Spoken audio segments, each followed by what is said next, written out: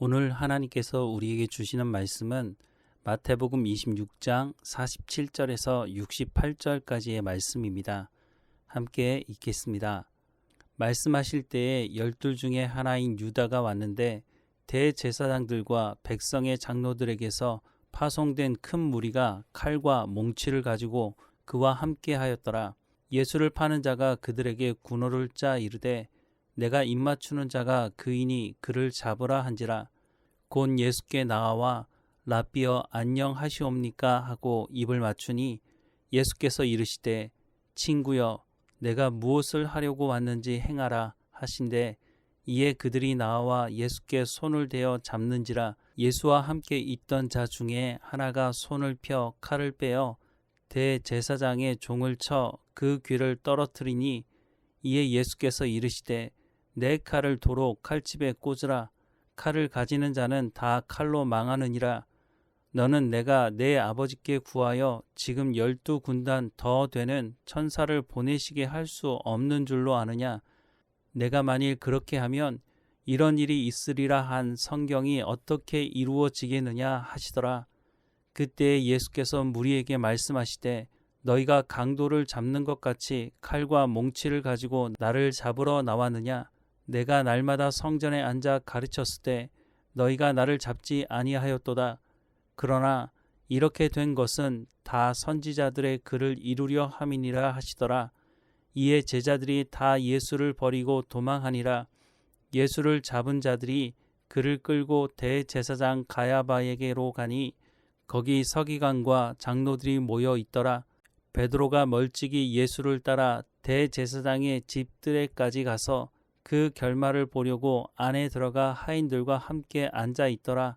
대제사장들과 온 공회가 예수를 죽이려고 그를 칠 거짓 증거를 찾음에 거짓 증인이 많이 왔으나 얻지 못하더니 후에 2 사람이 와서 이르되 이 사람의 말이 내가 하나님의 성전을 헐고 사흘 동안에 지을 수 있다 하더라 하니 대제사장이 일어서서 예수께 묻되 아무 대답도 없느냐.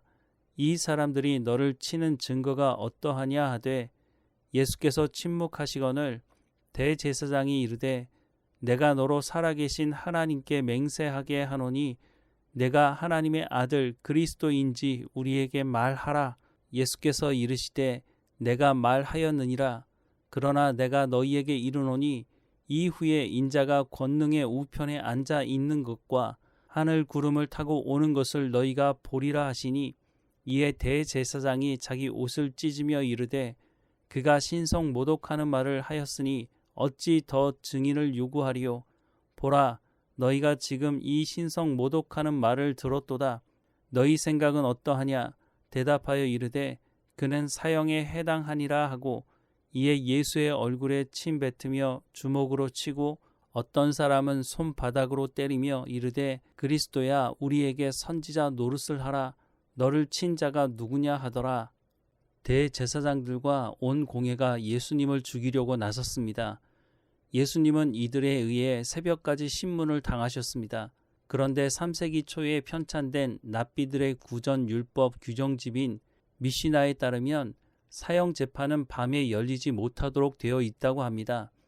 만일 이 규정이 예수님 당시에도 적용되어 있었다면 대제사장들과 장로들로 구성된 일부 공회 회원들은 정식 공회 재판에서 예수를 사형에 처할 제목을 발견해 내기 위해 비공식적으로 밤샘 신문을 한 것이고 새벽이 되자 정식 공회를 열어서 예수님의 사형 제목을 공식적으로 정하였던 것으로 보입니다. 예나 지금이나 자신들의 이익과 관련되면 수단이고 방법이고 가리지 않는 것은 똑같은 것 같습니다. 죄악된 인간은 변한 것이 하나도 없습니다. 심지어 하나님을 섬긴다고 하는 그냥 이스라엘 백성도 아닌 대제사장들과 장로들이 메시아이신 예수님을 죽이기 위해 자신들이 그렇게도 중요하게 생각하는 규정을 어겨가면서 무엇보다 예수님이 사형에 해당하는 무슨 죄를 명확하게 지었다고 제시도 못하면서 자신들의 자리를 지키는 데 온 힘을 쏟고 있습니다. 예수님을 신문하는 주체는 대제사장들과 온 공회라고 소개하고 있습니다. 공회는 로마가 인정하던 유대인 자치기구로서 71명의 제사장들, 장로들, 서기관들로 구성되어 있습니다. 이들은 종교 문제와 관련하여 상당한 권한을 행사했지만 예수님 당시 사형을 결정할 권한은 없었던 것으로 보입니다. 이런 사람들이 예수님을 잡아오기는 했지만 사형에 해당하는 죄목을 찾지 못해서 여러 증인들을 세우게 됩니다.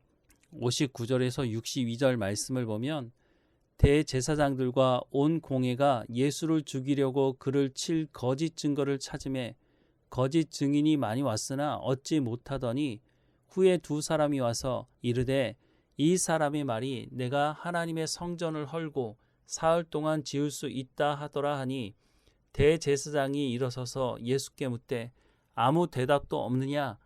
이 사람들이 너를 치는 증거가 어떠하냐 하되 라고 말씀하고 있습니다. 이스라엘 백성들에게 있어서 성전은 중요한 곳이었습니다. 그런데 예수님은 사람들이 도둑의 소굴로 만들었기 때문에 성전의 기능을 상실했으므로 성전을 헐라고 말씀하셨습니다. 그러나 이스라엘 백성들에게는 이미 성전이 하나님이라고 하는 우상화가 되어 있는 상황이었기 때문에 성전을 헐라는 것은 곧 하나님에 대한 모독과 연결시키고 이것은 사형에 해당하는 죄라고 말하는 것입니다. 그런데 이것으로는 불충분했나 봅니다. 63절에서 66절 말씀에 보면 예수께서 침묵하시거늘 대제사장이 이르되 내가 너로 살아계신 하나님께 맹세하게 하노니 내가 하나님의 아들 그리스도인지 우리에게 말하라. 예수께서 이르시되 내가 말하였느니라. 그러나 내가 너희에게 이르노니 이후에 인자가 권능의 우편에 앉아 있는 것과 하늘 구름을 타고 오는 것을 너희가 보리라 하시니 이에 대제사장이 자기 옷을 찢으며 이르되 그가 신성 모독하는 말을 하였으니 어찌 더 증인을 요구하리요. 보라 너희가 지금 이 신성 모독하는 말을 들었도다. 너희 생각은 어떠하냐? 대답하여 이르되 그는 사형에 해당하니라 하고 라고 말씀하고 있습니다. 대제사장이 예수님께 묻습니다. 내가 하나님의 아들 그리스도인지 우리에게 말하라는 것입니다. 이 물음에 예수님은 내가 하는 말이 맞다라고 말씀하십니다. 예수님의 말씀이 끝나자 대제사장은 자기 옷을 찢었습니다. 유대인들이 자신의 옷을 찢는 것은 극도로 분노했다는 것을 표현하는 것입니다. 그리고 이것은 사형에 해당한다고 결론을 내립니다. 아니 이미 결론을 내려놓고 이 결론에 맞는 증거를 찾은 것뿐이었습니다. 이들은 예수님께서 메시아가 정말 맞을까? 라고 하는 순수한 마음으로 단 한 번도 생각해 본 적이 없는 것으로 보입니다. 당시 종교 지도자들, 기득권을 가지고 있는 사람들의 관심은 자기들이 가지고 누리고 있는 권력을 빼앗길까 두려웠기 때문에 정말 메시아가 와서 자신들을 구원해 주시기를 기다리지 않았던 것으로 보입니다. 무엇보다 이들은 일반 백성들보다 하나님의 말씀을 더 잘 알았을 것입니다. 구약의 말씀을 잘 알고 있었다면 예수님께서 하시는 말씀을 듣고 또한 예수님이 행하시는 표적을 보면서 이분이 메시아이지 않을까? 라고 하는 최소한의 궁금증이라도 가져야 했을 텐데 이것조차도 하지 않고 예수님을 죽이고 자신들의 자리를 견고히 하는 것이 최선이라고 생각한 것으로 보입니다. 성경을 제대로 알지 못하면 대제사장도 장로도 관계없이 예수님을 십자가에 못 박으라고 요구하는 자리에 설 수 있게 된다는 것을 우리는 명심해야 할 것입니다.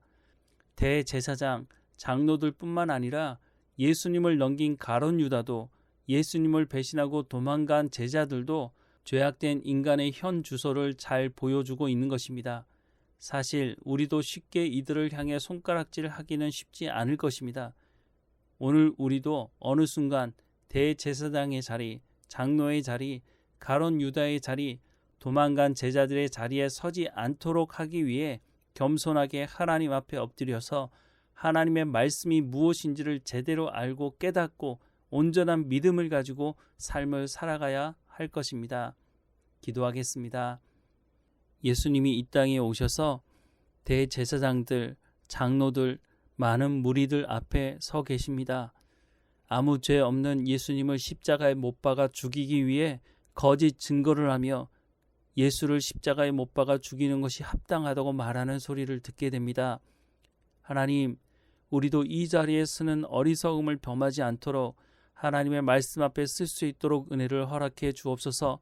하나님의 말씀을 아는 척하지 않게 하시고 겸손하게 하나님의 뜻이 무엇인지 구분하며 분별하여서 그 말씀을 따라 순종하며 살아가는 믿음의 삶을 살아갈 수 있도록 하나님 은혜를 베풀어 주옵소서. 이 시대, 우리가 살아가는 이 시대에 얼마나 많은 거짓 복음이 판을 치고 있습니까? 하나님, 그것을 들을 때에 아니라고 말할 수 있도록 우리가 복음을 온전히 알고 분별하며 하나님의 말씀에 순종하는 삶을 살아갈 수 있도록 오늘도 성령의 충만함을 허락해 주옵소서.